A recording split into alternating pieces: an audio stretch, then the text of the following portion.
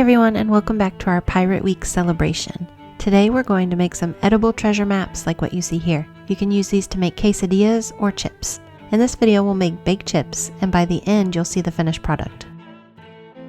The supplies we need to make these are flour tortillas, edible markers like these food writers, or you can also use food coloring and a food-safe paintbrush. Later you'll need some cooking spray. This one just has vegetable oil inside, and salt. In this case I'm using sea salt because that just seems more appropriate for Pirate Week. Next I'm going to go ahead and prepare a baking pan. You can use a cookie sheet or a shallow pan like this one, and I'm going to place some aluminum foil shiny side down. Next I'm going to place my tortillas. I'm using 2, but you can just make 1 or as many as you like. Okay, so now for drawing the maps. I'm going to start with the markers. You can make any designs you want on your maps, but here's how I did mine.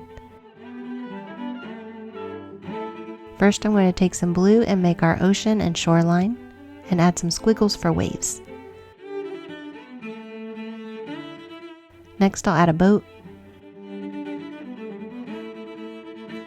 We need our X marks the spot, and as you can see, the marker here is not doing an excellent job, so we'll switch over to our food coloring and paintbrush for this important piece. I'm going to add some more water, and then some palm trees.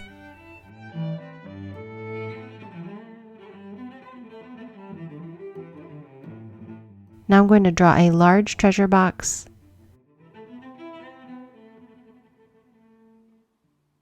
and some mountains or hills, and more ocean.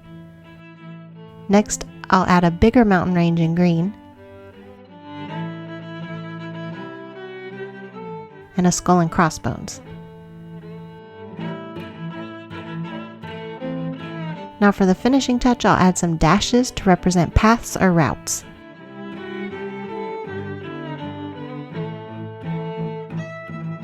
I think I'm done with this one, so on to my second tortilla, and I'll show you this one a little quicker. So I just realized I forgot an important element on the first map. The compass rose, so treasure seekers know how to orient the map in the proper direction to read.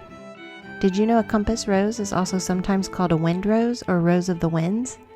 It is a figure used on a compass, a map, a nautical chart, or monument used to display the orientation of the cardinal directions, north, south, east, and west, and their intermediate points.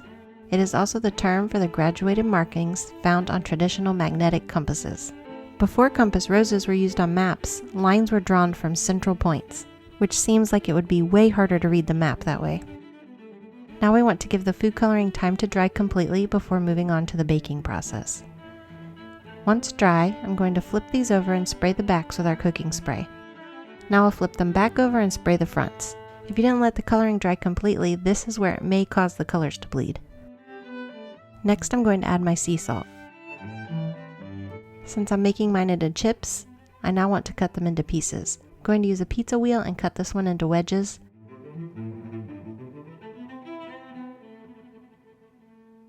For the other, I'm going to cut it into strips and then turn and cut the strips in the other direction to make smaller pieces.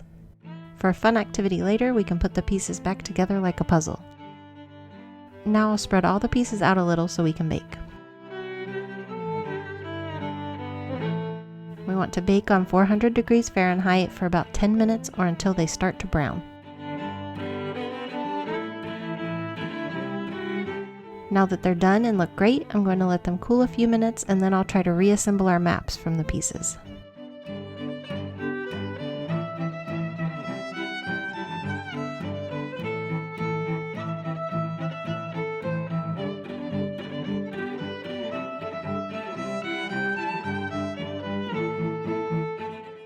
So the wedges are definitely easier to reassemble, so I suggest if you're making an edible puzzle and you want it to be trickier, go for the squares.